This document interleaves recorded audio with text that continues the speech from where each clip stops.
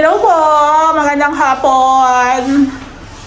Sobrang daming iniikutan, sobrang daming vlog. Shoutout nga po pala sa lahat ng Ray House Makeover followers namin. Ayan. Gawin na nating road to 50k followers na po ang ating page. Ayan. So follow nyo po kami para meron po kayong mga aabangan na finished project. Dito po sa Lumina Tansa. Ayan. So, doon po sa may mga unit sa ibang subdivision, halos hindi naman po naglalayo yung mga bird type na unit sa mga pa-housing.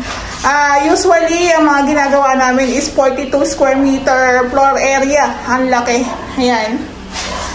So, karamihan po na project namin dito sa Lumina Tansa is buong unit.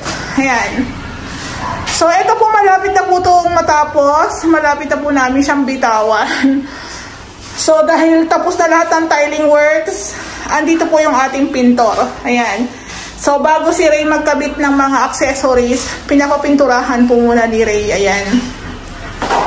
So, bali nga po pala dito sa may front extension nila. Ito po yung PVC roof na ini-install namin dito sa may front. Meron din po siyang pa-inside gutter. Ayan. Ito po is may flashing na. Ayan. May bulkasil na rin po to. Pipinturahan na lang din po. Ayan. Ayan po siya, o, diba? May flashing na yan, o. So, sa aming package na, yung tipong talagang lilipatan mo na lang. Matutulog ka na lang. Ayan. So, ito, hinabol po namin yung kulay ng kornisa. Medyo light lang kasi ang gusto na may-ari dito, road to heaven. Road to heaven. Puti lang lahat. Ayan, close to heaven, char. Pero yun nga ang naging suggestion ko sa may-ari. Para ma-emphasize po yung gap between ceiling tsaka po ng ating wall, lagyan po namin ng bali. So yung kornisa, naghanap po kami ng medyo light lang talaga na pintura. So ito nga po is, ang tawag dito, Davis po ata to na ang pangalan niya is Cotton Candy. Ayan, cotton candy po yan. Ayan po siya, oh. So again, nagbago po yung decision. Split type AC na lang po daw ang ilalagay. So ang nilagay po natin dito is abang lang po na wire. Ayan. So ito po is naka-PVC ceiling panels. Kung mapapansin nyo, ayan, no? No need na pintura yan. Konting linis lang yan. I-install natin yung mga ilaw. Okay na yan. Kembot-kembot na. Ayan po. Tapos yung switch natin dito, nawawala. Hahanapin po natin yan. Ayan, o, diba? So, ito pong bintana, bago po namin ito sarahan, is, maglalagay din po kami ng waterproofing dito sa pinaka-slab. Tsaka yung tubo po ni Sir dito, isaayusin din po namin. Ayan po. Ito lang po kasi ang access namin. So, mahirap po kasi pag ganyang inner unit. So, ito naman po is tinatali po namin para wala pong makapasok. Ayan po. So, ang ganda po ng cotton candy. Wala pang ilaw yan, So, according sa aking pintor is medyo light lang kasi unang mano. So, kailangan fold ulit. Ayan. Ito ang biscuit. Merienda. So, ayan.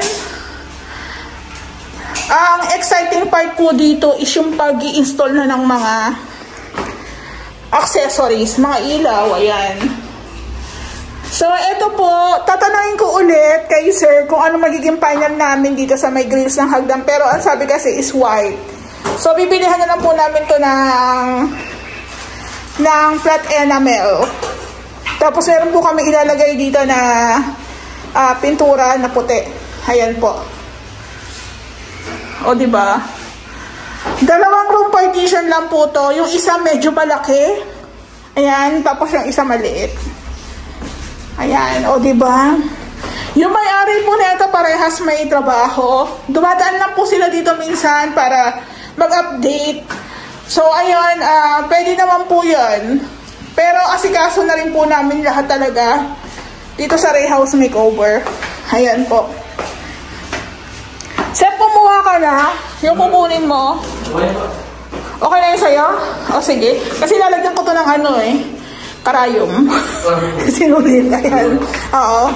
Ayan. O diba, ang dami nilang nakinabang dito mula sa Pay 6. Madami po kasi siyang laman. So, gusto ko po siyang gawing lalagyan ng mga sinulid, char. Ayan. So, dito po sa baba, same lang. Final paint na lang din po ang kulang dito at saka yung ating accessories. Ayan po. O, diba? Tapos yung gate, natanong ko na rin kung anong kulay niyan. Abangan nyo rin po yan.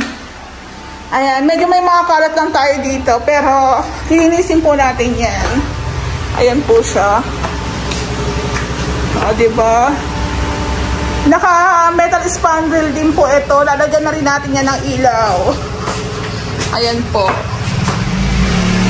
So, possible January, turnover na namin to sa may-ari. Kasi wala po siyang kitchen cabinet. Magpapa-install daw po sila ng aluminum cabinets. Ayan. So, ito lang po muna yung update natin. Thank you. Hello po. Magandang hapon. Ayan, road to heaven tayo. Ang peg dito sa unit nila, sir. Ayan. So, road to heaven kasi nga mas lamang ang white po dito. Tsaka mga light color lang. Ayan. Testing. Ayan. Na-install na po yung mga ilaw-ilaw ni sir. May kasama rin po tayong pin lights. Ayan. Yung pin lights. Tricolor din po siya. Oh, ayan oh. Yung ilaw ni sir may kasamang wood design. Ayan. Light lang, light. Ayan po. Oh, diba? So, bali, nag-i-install na po si Ray ng mga accessories. Ayan, outlet. Tapos, switch. Yung outlet tsaka switch po, kami na po ang in charge dyan. Kasi hindi naman po alam ni sir ang magagamit namin. Ayan.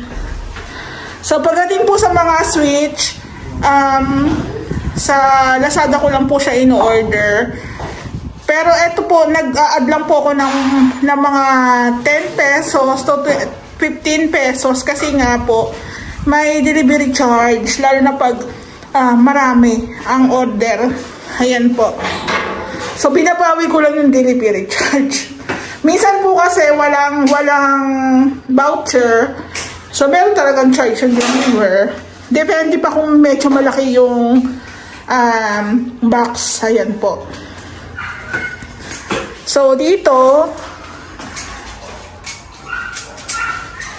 muna tayo sa kabilang room.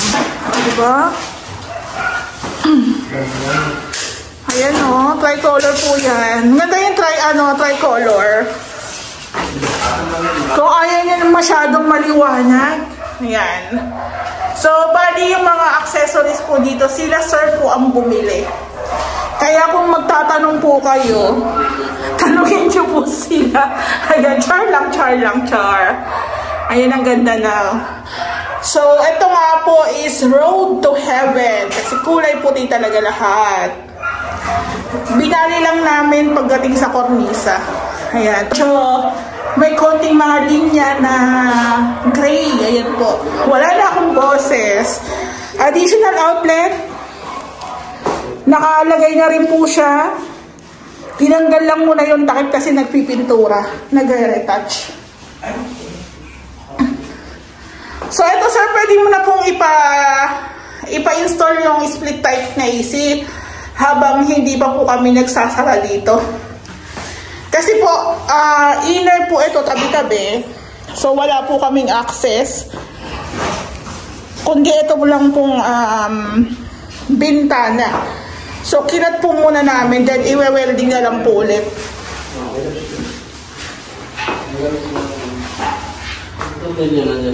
So, marami po tayo matatapos sa projects. Abangan nyo po. Marami rin po tayo mag-uumpisang projects kasi hinihintay pa namin yung permits. Ayan. So, meron nagsasabi ang pangit daw ng bintana ni Lumina. As is na po yan, wala na po kami magagawa. Bawal din po siyang palitan. Pero yung bintana po ni Lumina, mas maganda po compare sa ibang subdivision. Kasi meron siyang grills. Meron siyang grills compare sa iba. Salamin lang, glass lang. So, pag nabasag, pasok agad. Ito kahit paano, meron siyang grills. Ayan po. So, bongga rin yung pailaw dito ni Sir. Ayan ha. So, buti na lang po talaga. Mostly sa pinakagawa namin is merong hallway. Kasi kung wala po, mahirap po magkabit ng ilaw dyan. Ayan. At least meron po kaming tungtungan. Sila po pala.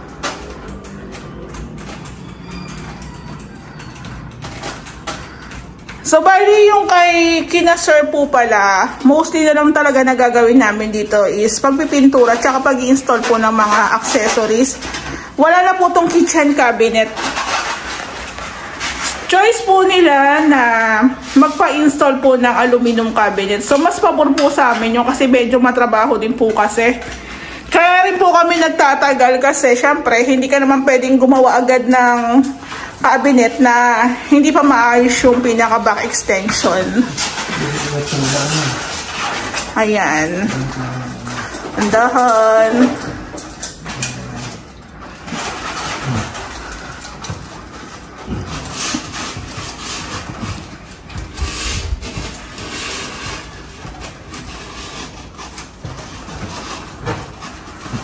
So, sabi ko rin po nga sa inyo, pagdating po sa mga accessories, si Ray po talaga ang in-charge gawa ng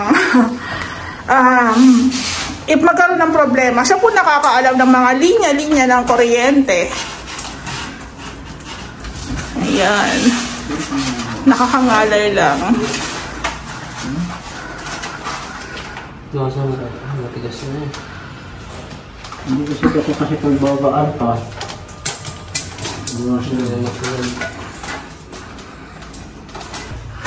O, di ba po? Ang ganda. Ang ganda na talaga pag may mga pailaw-ilaw na siya. Ayan o. Nag-reflect po siya sa ating ceiling. Kasi yung ceiling po natin is glossy. Ganda. Hindi nakakayos yung tali. Ayan o. Dito pa na ba natin? So, ikakabit din po ni Ray yung para dito sa ating cove ceiling. Ayan. Ang ganda rin po ng kanilang center light dyan. Ang ganda na, oh. Congratulations, Sir Char. Ayan. Hello po. Magandang hapon. Ayan, oh. Ito po yung project namin dito sa pastry na malapit na pong matapos. Ito po yung walang kitchen cabinet kaya medyo hindi kami mahihirapan dito. Medyo matrabaho po kasi ang kitchen cabinet. Ayan. Si client ko po is magpapa-install na lang daw po sila ng aluminum cabinet. Ayan. So, kung mapapansin nyo, lahat po ng ceiling dito is naka-PVC. Ayan, PVC rin po ito. So, meron na tayong isang center light, tapos isang exhaust, tapos meron na rin tayong abang para sa range hood. Ayan, meron na rin siyang outlet doon. Naka-tiles po yung the rest. Yung white po is yung pinaka-wall tiles natin para hindi na po tayo magpintura. Tapos ganito po yung kanilang tiles para po sa backsplash na 60 by 60. Ayan po. So meron na rin po tayong mga nakaabang na outlet. Dito rin po para sa rep naman po yan. Tapos ito pong kabilang side na to is pintura na lang daw. Then ito po is lalagyan pa po natin siya ng tiles. Ayan po. Yung natira. Tapos lalagyan din po natin to ng kornisa. Ayan. So ang ganda. So, itong unit po nila, sir, more on white lang po talaga ang pinaka-pintura. Tapos, lahat po ng mga accessories, sila po yung bumili. Ayan. Naging suggestion ko din po yung hagdan.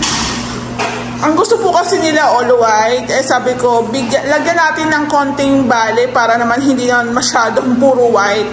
Tsaka madumihin din po kasi yung white. Pero conforme pa rin kung talagang push na push talaga nila yung white, diba? Tapos ito po yung kanilang bathroom. Yung mapapansin nyo, wala kami install na hamba dyan. Ito po kasi si sir is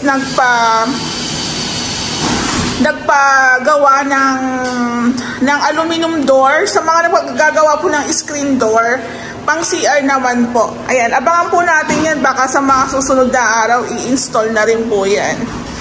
Tapos yung kanilang CR po is plain white lang. Talagang white lang talaga. Road to heaven talaga peg dito. Pero may ilalagay po kami ditong fluted panels na waterproof. Ayan. Tapos meron din po tayong kornisa. Pipinturahan din po natin yan ng cotton candy. Ayan. Tapos meron tayo ditong ilaw na isang center tsaka 4 po na pin lights. Ayan po. Then naglagay din po tayo ng additional outlet para po yan sa salamin nilang disaksak. Ayan. Paabang na po sila. Then i-install na rin natin yung mga iba pang mga accessories dito. Ito po yung ating hagdan. Ayan cotton candy po to. Same po sa kulay ng kornisa. Para naman po hindi talaga siya white na white talaga. Ayan po. Yung hagdan po natin is 20 by 100 po yan na tiles. Nilaparan na lang po namin. Ayan. So minsan si client nagtatanong din yan kung ma'am okay lang po ba ganito ganyan, bagay po ba? So depende sa kanila kung pag nagsuggest po ako kung okay sa kanila, kung hindi okay lang din naman po. Ayan, pati po itong hallway grills natin is naka-cotton candy po siya na pintura. Kung mapapansin nyo medyo light pa, isang pahid pa lang po ata yan. Medyo matagal po kasi matuyo ang pintura ata sa bakal. Ayan. Parang ganito po siya, Parang ganito po siya. Sep, yung hamba dito, pipinturahan pa. Same lang. Oo. Para gawin, ako nag-suggest niyan. Ayan. Yung hamba po, kagahapon, sabi ko sa kay client, mas maganda po kasi pinturahan din namin ng cotton candy. Para po yung lining, yung border ng tawag dito, pinto, is, yung pinto natin, ma-emphasize talaga. Kasi puti na yung pinto natin, puti pa hamba. So, parang yung ating kornisa, tinuloy lang po natin dito sa ating hamba. Ayan. Buksan po natin yung ilaw. Ay, wala. Wala po pala. Baka naka-off. So, kung gagawin po natin yung hamba na cotton candy rin po yung kulay is mas maganda po siyang tingnan. Ayan. Meron na rin po tayong mga outlet dito. Ayan. O, diba? Tapos, dalawang ilaw. Dalawang switch para sa mga ilaw. Ayan po. Tapos, si client team po is nagpa-install na rin po siya ng kanyang ano tawag dito? Split type na AC. Inverter na rin siya. O, diba, Shala? So, talagang tatama na rin po talaga siya sa pinakabintana kung maglalagay po tayo dito ng anong tawag dito? Cortina o kaya ng ng Korean blinds. Ayan. So, sakto lang din talaga. Pero kay sir, kailangan pa ng breaker. Ayan. So, andito po ata sa likod ang condenser niyan. Ayan po. So, ito po is nalagyan na po nila ng waterproofing. Tawag dito Flexivan. Tapos ipang tatap coat na lang po natin yung Sista waterproofing. Ayan po. Pati yung mga tubo-tubo po natin, okay na rin. Goods na. Nakatap na po yung mga elbow. So, ito po yung access namin gawa ng wala kang iikutan pag inner. So, ito po, weldingin na nila to ni Ray. Weldingin na yan, tapos masasarahan na. Tsaka, kaya po namin hinabol yung pinaka split type na ma-install na po siya. So, simple lang po yun talaga yung kulay dito. Hindi po naglalayo sa white tsaka sa light brown. Ayaw po nila na matingkad na kulay. Ayan. I-share ko nga lang po pala. Hindi ko po alam kung ibababash ako o hindi. Dito po kasi sa latag po kasi ng tiles, kung mapapansin nyo, ayan no. Mahirap po kasi talagang sundan yung ganitong may mga guhit-guhit. Pero, sinasabi ng iba, kung maselan yung nagpapagawa, baka hindi pumayag. Lalo na doon sa talagang mga masiselan na guhit-guhit ng tiles. Pero ito lang po yung parang observation ko. Diba? So, isang ganyan po yan. Pag naglagay ka po ng bed dyan, naglagay ka pa ng cabinet, naglagay ka pa ng mga table, naglagay ka ng gamit mo, hindi nyo na po mapapansin yung tiles. Diba? Yung iba, hindi ko alam, ginagawa lang po nilang masyadong big deal pag hindi nasundan yung haspi. Diba? Pero pag nilagyan po ng gamit yan, wala na rin eh. Naglatag ka ng kama dyan, wala na rin naman eh. Diba? Ako doon talaga sa mga sobrang, yung mga tiles na masyadong ma-design talaga, na talaga namang hatang halata talaga na hindi magandang tingnan. Pero yung mga ganitong klase, parang pwede mo na lang i-consider. Kasi po minsan, ang sinusundan na lang po ng tile setter dyan is yung pinaka-arrow sa likod. Kahit sabihin mo kung may pattern yan. Ayun, observation ko lang po yun, na opinion ko lang din po na kahit po siguro hindi masundan yung pattern, at the end of the day, lalagyan mo ng gamit yan, wala na rin po yung mga design na tiles na yan. Hindi na rin po talaga nasusundan yung mga haspi-haspi. Ayan. Diba po? Ayan, no? Parang sa akin na parang hindi naman kailangan gawin big deal. Parang gano'n. Parang pwede mo naman siyang i-consider. Ayan. So, pag ganito, doon po sa mga nagpapagawa ng unit, mas maganda po talaga yung tipong mga plain design lang ng tiles. Kasi minsan, pag random po yung mga guhit-guhit, yung design, minsan po talaga, hindi po talaga masusundan yan. Ayun. Nalaman ko lang din po yung sa tile setter ko. Kaya minsan, nagbe-base lang po siya sa arrow. Ayan, sa arrow lang po siya nagbe-base. O, diba? Ayan o. Yung ating pinto naman po is molded door.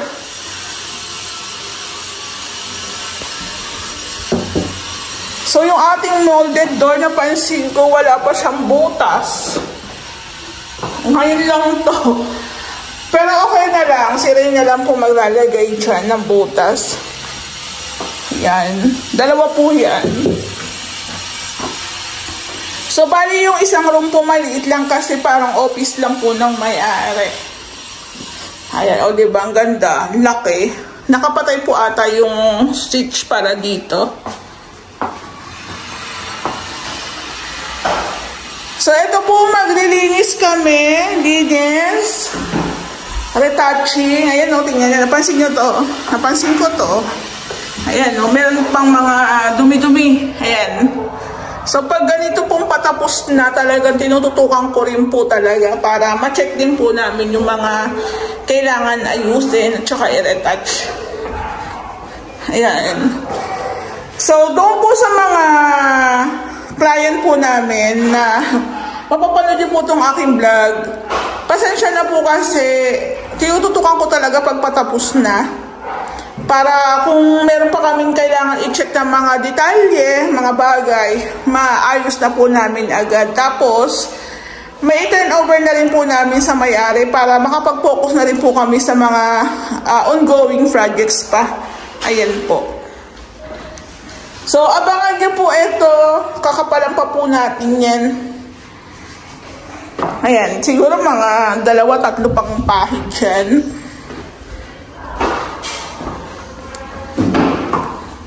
So, yung combination po natin, more on white, brown. Yan. Yan, sinisild na lang. Tapos pag ano nga po pala na natapos na rin po ito, tatanungin po natin si client kung magkano yung nagastos niya sa mga accessories. Kasi sa accessories po sila ang bumili. Tapos sa mga materialis naman po ako.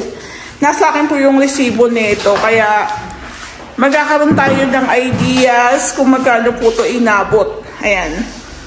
Pero feeling ko naman sa mga accessories, hindi naman po ata aabot ng ano yan, ng 100,000. Kasi ano lang din naman sila, more on Shopee, Lazada lang din muna sila. Ayan. Madali na lang daw pong palitan niya ng mga bonggang accessories pag may budget na talagang pangmalakasan. Importante po sa kanila is, ayan, na ipagawa na yung bahay. Kasama na po yung extension, di ba? Tapos dito po sa labas, si Ray naman po nagkakabit ng ilaw para po dito sa may spandrel. Ang cute ng ilaw nila. So, sabi ko nga sa inyo, meron talaga siyang touches ng white tsaka brown. Ayan. So, 4 na ganito po yung ilalagay natin dito. Sa metal spandrel po, mas maganda yung wag pin lights ang gamitin natin. Yung ganito lang, yung parang surface type lang po na pailaw. Tapos ano, more on linis-linis na lang din po kami dito. Tapos, ayan, ito, pipinturahan din po ito ni Kuya Joseph. Itong ating harapan dito. Ayan, ito rin po. Pintura rin tayo dito. Ito po yung fluted panels na ilalagay natin sa may CR po ito. Na pwede po siyang mabasa. Kaya pwede po natin siyang ipang accent. Oh, accent. Dati ang ginagamit kasi sa CR na accent is tiles. Ito naman sila is fluted. Ayan, fluted panels naman.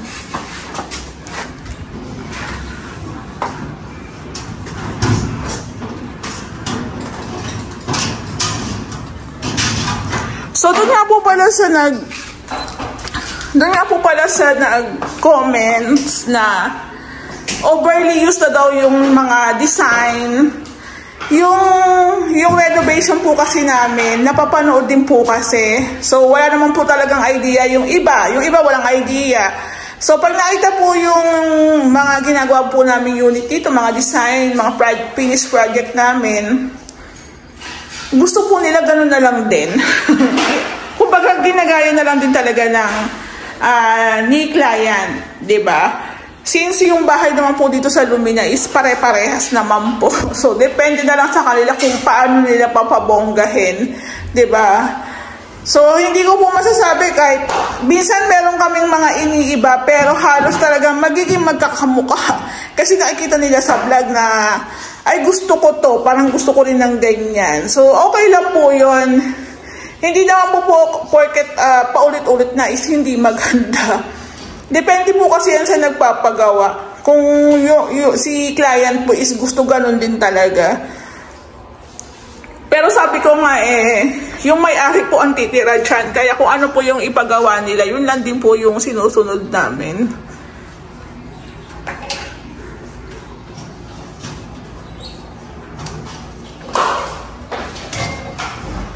Konti na lang to. Konting-konti na lang. I-install din natin dito yung kanilang center light. Maganda rin po yun. May touch din siya ng brown. Ayan o. Yung tiles nila, hindi pa po ito na nalalagyan ng tile grout. Ayan. I-grout din po natin yan pag talagang patapos na. Kasi syempre may mga alikabok-alikabok pa eh.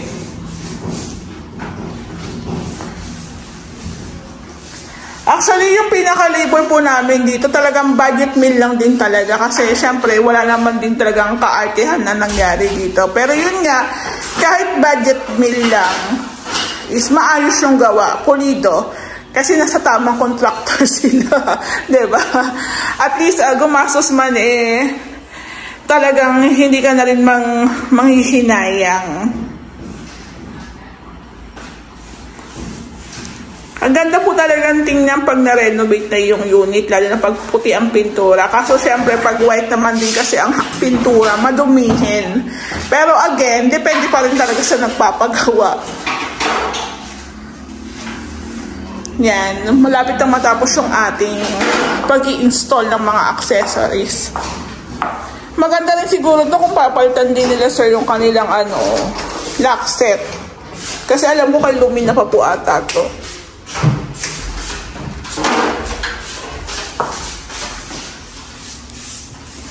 Yan.